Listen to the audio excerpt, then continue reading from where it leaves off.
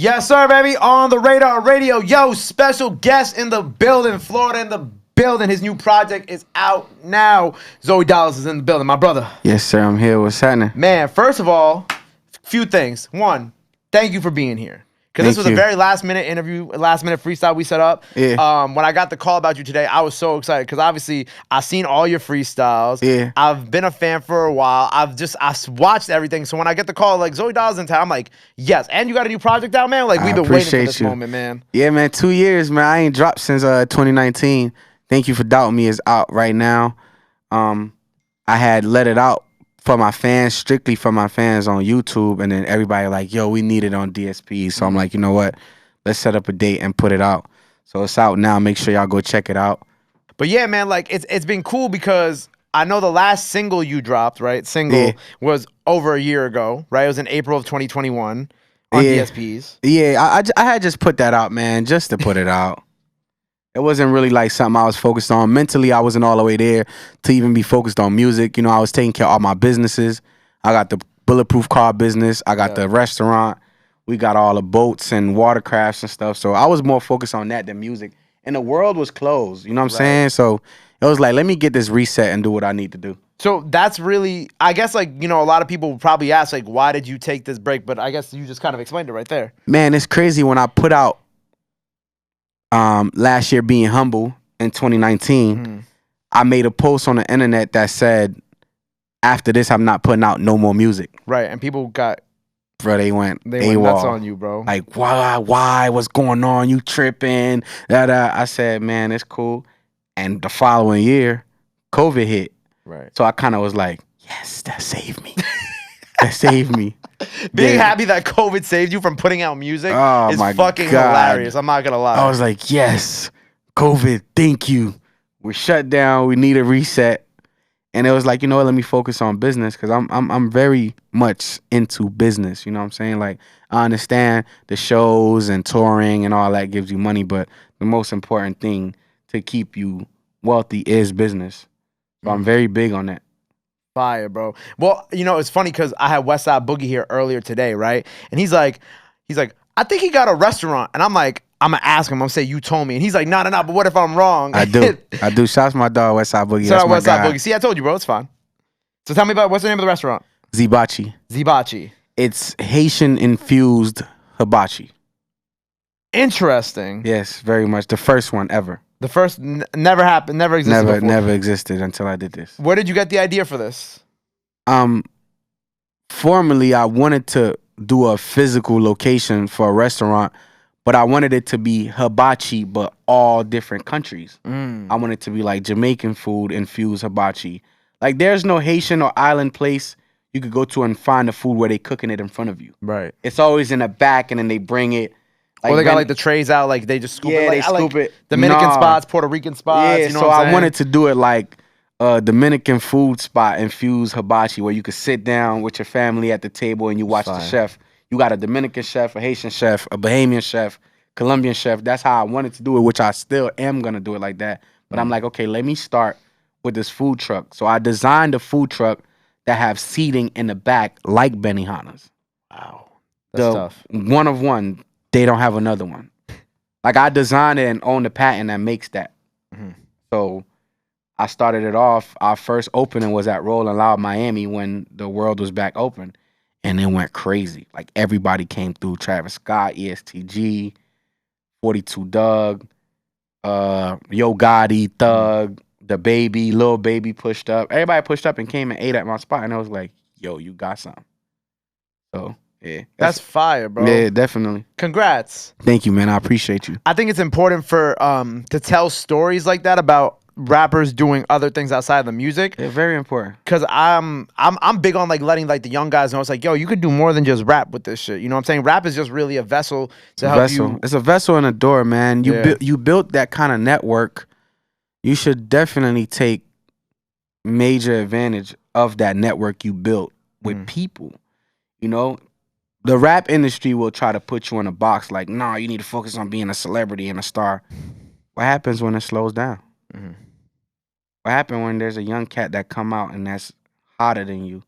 That's why, as a rapper, you need to not worry about being hot. You need to worry about being big. Like, there's people that's hot, and then you have Drake, and then you have Jay-Z. No matter how hot you are on the come out, these guys are big. They're colossal. They're gonna stay that. Like, I don't want to be hot. I want to be hot every time I drop. For the moment of time, the time length of what I drop, the attention span of my fans and the people that support me. Right. Cool, I'm hot right now, and but I want to remain big. Like, when you talk Miami, Zoey Dollaz. Yep. I want it to stay that way. But what keeps me wealthy is business, real estate, restaurants, things that people need, essential stuff that's good for people. People got to eat. Like, I created my bulletproof car service, the first one ever, because, like, my peers, my rap friends, we're in danger. Yeah. They wait till we get on the highway and try to spray us. Football players that come from the hood, they got to go back to the hood and see their people. We see the stories of them getting harmed and stuff. So I'm like, you know what? Let me create like an Uber with bulletproof vehicles. And I did that. Did you create that after your incident, or was that before actually, that? I had my bulletproof cars when I got shot. I was in my mother's car. I had just got my mama Benz. I'm like, let me flex on my mama shit real quick. Man, I end up getting hit up in there. Damn. But that, like, I really focus more on a lot of business. Music is my love, and I love it. It created a way for my family to be able to be away from the hood, and my friends, I get to travel the world with them. But it's a vessel and it's a door for me, and it's just a talent that God gave me. So I just do that. But business is like my thing. When I leave music alone, I'm gonna focus fully on being a pilot and a businessman. Yeah. A pilot. Yeah, I fly planes. You fly planes too? Yeah. What the fuck? Yeah. You do everything, bro. I see why you took the time off. I respect that though. Yeah, sometimes you gotta reset, man. Like, it's other things that's important in your life. Right. Now, if I go on a plane, and if I go on a Delta Airlines plane and I walk in and like the captain's greeting me and it's Zoey Dollaz, yo, it's lit. It's turned up. I ain't gonna lie, because that's gonna be my flight. I already know it's gonna be my flight to Miami. Welcome to Litville Airlines. Guys, please check in with your stewardess, Jets. He will bring y'all some juice and stuff. You know what I'm saying? You already got, you're like the Casamigos is in the back or whatever you like. What do you like to drink? Ciroc, Douce. I don't drink at all. I don't drink. I don't smoke. Oh, really? At all. This recent or this has always been? Nah, my whole life. Your whole life? Yeah, I'm cool. Why did I never know this about you? A lot of people do, but a lot of people don't. Because I be out, man. So people think, oh, he be turned. No, sir. Not turned at all. Off life, yeah. Off life, right. Yeah. I feel like that's also why you're so like clear-minded about a lot of things. Yeah, definitely. Those things definitely affect, we see how it... Yeah, and I lose a lot of friends from them not being on point. So that kind of is a motivation for me to not do it either. And I'll look at my friends and see how they act when they drunk. I'm like, I don't want to be like that. I'm not trying to embarrass myself like that. I'll let y'all do it for me. Right. Yeah. It's always like that one night that someone gets really drunk and then they come back and they're like, yo, I can never get to that level ever again. I'm cool on that. I just focus on life, do the music, build my relationships, and just be good to people, man. When I leave this place, I know I'm going to be dead longer than I ever lived. So I don't want to be forgotten. Right. I want to leave a mark on this place. Like, we're going to be dead for 1,000 years and we only live to see 70. We only live to see 80. After another 80 years, you're forgotten because most of your peoples is gone as well. So then what did you leave here? So definitely I plan on just doing stuff that's going to leave a mark on the world or leave a mark on some people. People need to tell my story. Right. Zoey hitting you out with the gems today. Yeah, for sure. I wanted to ask, when did you start flying? I've been flying since I was like 14, 15. Okay. Yeah. Who taught you how to fly? Honestly, my pilot community, please do not be mad at me when this comes out. I learned how to fly from watching YouTube videos. And then I enrolled in school. My first time flying, I did it so perfect. My instructor was like, you said this was your first time? I'm like, yeah, it is. And I never told how I did it. No Microsoft Flight Simulator, nothing. Just YouTube videos? Just watching YouTube videos and getting the hang of it. And I did it the first time with her. So she was like, you want me to let you take off? And I'm like, yeah, let me take off. I did the whole entire takeoff. I have a video to show you like, yo, he's doing the whole entire takeoff. No, I believe you. Why did you just not stick with flying? I do. I'm still enrolled. No, I know. But like, I feel like you started that at such a young age versus the rapping. You know what I'm saying? Yeah, I mean, I've been rapping since I was about 10, 11 years old. Okay. Yeah, that makes sense. So yeah, pretty much the same thing. But like airplane is my thing. If you look, I got airplane window tatted on me. I got an Airbus Air 380 tatted on my arm. Like wow. airplanes is like really my thing. My dad was a aeronautical engineer. That's fire. Yeah, he used to make planes for Desert Storm back in the 90s. I wanted to do air traffic control. Okay. But I was like, nah, that's gonna keep me in place. I love traveling. So pilot it is. Because in my school they had a program that sent you to George T. Baker, which is an aviation school. Okay. In Miami. And I was like, nah, I want to do aviation. I want to do pilot.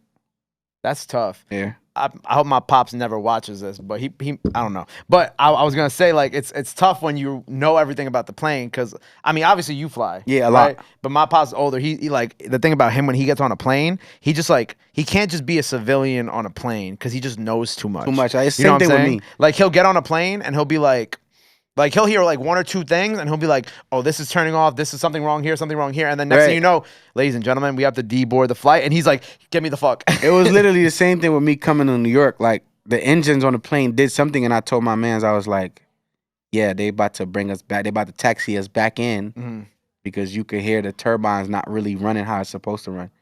And probably like 5 seconds after I said that, it came on and said it, guys, we're taking a little bit because, you know, I say, I knew it off top. So yeah, I relate to that. Yeah, but it's an aviation thing. Yeah, it's aviation shit. But like what I like about what you've been telling me is like, I feel like you're in such a great space, right? Because like, you know, I look at videos from like before the pandemic where there was like a lot of drama, a lot of other things going on. And now I feel like, one, you've obviously gotten away from that, right? You're in a good place. You got the businesses. You kind of, you're like you said, you're focused more on just enjoying your life, building up that empire. And I love to see that type of growth, especially in music, because, you know, it's not always that we see that type of growth in artists, but for you, it's very visible and it's very like you see it. Like, yeah, definitely.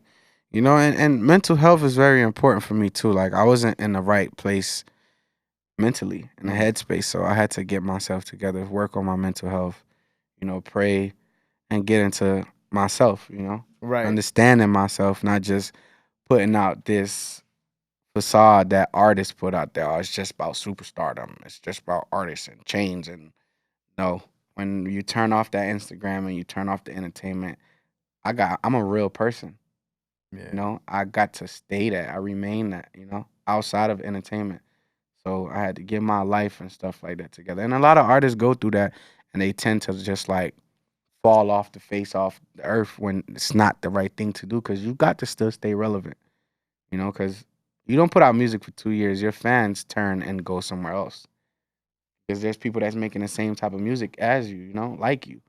So you got to stay relevant in something. Yeah. You know what I mean? Like some way. For some people, it's different things. Some people stay relevant through the females. You know, they get hot, they get bag this girl, bag that girl, and become a commodity. But then some people stay relevant through other things, you know, through business and stuff like that. Right. For me, it was different things. It was a couple different things. I ended up getting shot. It was just too much. You know too much going on all at once. Yeah. But then, like, now, you know, you took the past couple of years, you built up the businesses, so it's kind of, like I said, it's cool to see that. And even in like even in the freestyle that you did for us, you were talking about how like the rap stuff isn't really, you know, interesting to you anymore in a way. And you was like, oh, I had to, and you did it over the Fields Finesse song, which is great record, summer anthem. But like you also kind of like hinted at doing like more Afrobeat stuff instead of like doing just the rap stuff now too. Yeah, definitely. I got a Afrobeats album coming. Okay, fire. End of the summer, I'm gonna drop my Afrobeats album. It's super fire. When we close these cameras, I'm gonna play it out for you. You're gonna be the first person to get to hear it. Okay. And stuff. And then we doubling back here so we could do one of these again on that subject. You're gonna definitely need to. We gonna have to bring you back when the Afrobeats album. For sure. I know a little too much about it, right? In a sense, and I'm excited for you, man, because I feel like it's gonna be the beginning of a brand new chapter of like your career and your life. Definitely. Shouts to all my international fans, my fans in Africa, Nigeria, Ghana, South Africa, man. We on the way. We coming. Right. I also, like, when I was scrolling through your Twitter, right? Because, first of all, I got some favorite tweets of yours recently that I wrote down, right? The first tweet was, bro, I hate when Haitian parents be so deep into the internet shit. Like, bro, you're 70. Please stay off the blogs and go read a Bible or something, please. Right? Wait, hold on. Second one. Haitian food restaurants in Miami. Let's take credit cards. It's 2022. I relate to that with Spanish restaurants so man, deeply. I'm telling you. Let's take credit cards now, please. So, yeah, I just wanted to preface that. I thought that was funny. Yeah, it's just my mom will send me stuff like, yo, did you see they're talking about Kodak Black? And I'm like, Ma, please leave me alone. Why you watching Kodak Black on Instagram? Like, yo, did you see what happened to this person? I'm like, Mom, I just saw this on the Shade Room. You late. Like, bro, leave me alone. Stop sending me stuff. Like, my mom be sharing stuff from pages to me. I'm like, nah, this is fake. This is not real. Yeah. Stop sending me this stuff. Yeah, it'd be like, does she hit you on WhatsApp? Is she a WhatsApp user? Man, you know the foreign parents, man. Yeah. WhatsApp killers. The Caribbean grandmas, abuelas, like they be on WhatsApp like it's a job. Bro, I call it WhatsApp killers. Really? WhatsApp? I be having to deactivate WhatsApp sometimes unless I go overseas. The WhatsApp killers. Bro. It's crazy. I also saw you tweet about like giving Jim Jones his flowers too. I like that. I thought that was Capo was the first artist in the industry that gave me a chance. I didn't know. The very first person. You know, Miami Vamps. Put me on projects, ran around with me. I done did Atlanta. I was sharing rooms with Bar Greasy. That's my guy too from Miami. Capo is my big brother, man. That's fire. He was the first person to like, yo, you gonna get somewhere and you gonna go very far. You know, took me to certain labels and stuff, but I didn't have a record yet, so it was kind of tough for me to get a situation. So yeah, man, flowers out to Capo, and then not only because he did that for me, just for the culture in general, man. Jim Jones, bro, like ad-libs, like king. Yeah. You know a Capo ad-libs when you hear it. You know the drip. Like, let's talk about real king drip. That's Jim Jones. That's Dipset, bro. Like, you know, wallet chains, rags, and freaking True Religion jeans, 7 jeans, purple. Like, nah, them legends, man. Capo for sure, man. Give my guy Capo his flowers. Very much a great person, man. Good dude. Also, like he really does that for like a lot of young artists out in New York now. He's back on like that wave of like linking up with younger artists, working with them. Like I think that's fire. As he should, man. And seeing his grind where he's at, it makes young guys like, wow, we not even working even harder. Look at Capo, been in the game like 20 years. Yeah. Still hot. Yeah. You know, and he a legend. You cannot say Jim Jones is not a legend. Facts. Like, this is not an opinion. These are facts. Like, his flowers should be given to him immediately. Right. That's by fact. everybody. Yep. You know what I'm saying? Especially with like the projects he's put out, like the Lobby Boys album, amazing. The Gangsta Grills tape, amazing. Well, like let's talk about the project he put out, what, a year ago? The El Capo album? Oh my God. The one that Heat Makers produced. Like, fire. No argument. Album of the year. Non-debatable, bro. For sure. Like, this is Jim Jones. Like, that's my guy. Not only because he's my friend, so this could be biasness coming out of me, but it's not. It's not. It's not biases. It is. It really is what it is. Yes. And we still with Dream Chasers, right? My God, man. Meek been my brother like 10 years. That's just my dog. You know, that's one of my friends in music. You know, in music, you can't really call people your friends in this industry. But Meek is one of my friends for real. Like, people always ask, like, yo, you signed to Dream Chasers? I'm like, nah, that's just my brother's shit, and I rep it like it's my shit. You know what I'm saying? Like, that's my dog. Meek was one of the first people when I had my record who went on Instagram on his phone and played my song on the internet, and it went crazy. Right. You know what I'm saying? Like, it went up. So that's my dog. That's why people see that DC chain around my neck. I got my own label in the back too, Liveville. This is mine. So I did not expect that. That's tough. Yeah. What's your label called? Liveville. Yeah, so Liveville Records. That's my dog. My dog Meek is like really my bro for real in real life.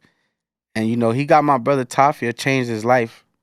That happened off of just one phone call. Like, yo, Meek, I want you to check out my guy. And he told me one time, he said, you never even called me about your own music. You called me about your friend. You told me like you wanted me to sign your friend. Yeah.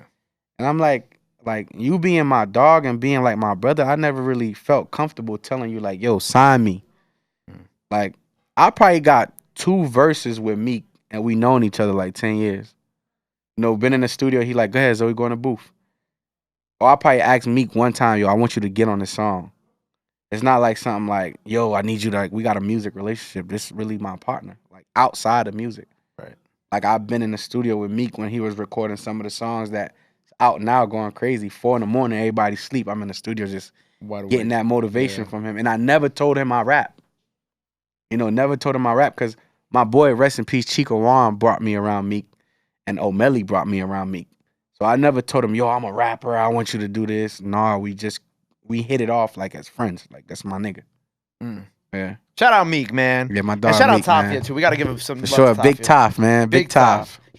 He bodied his freestyle. Yeah.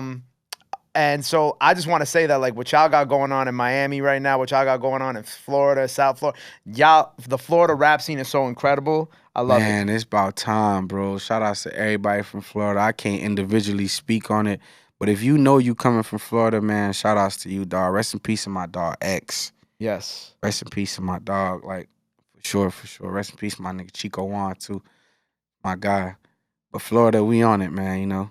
We doing our thing, for sure. Florida on the come up. So we got the new project out now. The freestyle is out now. Right now, you go check that out. Before we sign off here for the day, anything else you want to let the people know before? You know, where they can follow you at, all that good stuff. This camera right over here on your right. Yeah, you know, all platforms, Zoey Dollaz, ZOEYDOLLAZ. Most likely it's going to have a blue check verified to make sure that it's me. Just keep streaming my music, man. If you watch this interview, you like it, come rock with me. I'm really personal with my friends. I'm not one of those Hollywood people. If you check out my socials, you're going to see I'm following a gang of people. Like 5,000 something people. Like 5,000 people. I don't be trying to have 0 followers. Yeah, for the look of it, it's cool. But I feel like people that support you and people that you knew for forever, what's a follow? You know what I'm saying? It's just like liking stuff on a timeline. I don't even pick and choose. I'm scrolling. If you on my timeline, I like it. And sometimes it could be wrong because, like, somebody has said something crazy about Meek, and I double tapped it, and my man sent it to me. He's like, yo, you like this? And I went back and looked. I'm like, oh, shit, my bad. Because it's just the habit of showing love. Like, showing love is free, bro. Support is free. Isn't that what I always say every episode? That's how I end my episode every time. Showing love is free. Support is free. And supporting somebody that have something, them giving it to you free is not always support, but you coming out of your pocket and paying for something that your man's got is support. Like, you know, like, let's say, for instance, you had some shoes and I am who I am. I could still give you $200-$300 just off support. Yeah. That don't mean you got to give it to me free and yeah, he's supporting me. Nah, bro. Even though I say support is free in a sense, like social media, reposting your friend's business, reposting your friend's music, commenting on your friend's pictures. Girls do it all the time. They'll take the picture and still go up under there, fire emojis, heart eyes. I'm just saying, like, that support is very necessary, man, especially for us, dog. Like, my dog put up a post, I'm going to like it. If I don't have time because I may be busy, I'm going to drop a comment, a fire emoji. I may not even heard what he posted, but just off the fact it's love, bro. You know what I'm saying? Yeah, facts. A lot more people need to do that. I agree. Well, that's how I always end my. That's always how I end my interview. So, yeah. Make sure you go follow him first and foremost. Go follow him. Please do. Go run up the project out now. Go check out his restaurant. Go check out his car service. Yes. If you feel comfortable, let him fly you around in some planes. Let's do it. Go show him some support. Go show him some love. All that's free. And until next time, Zoey Dollaz on the radar. Go run up that freestyle. On the radar, gang. Let's get it. Florida in the building. My guy, appreciate you. Already appreciate you. Boom.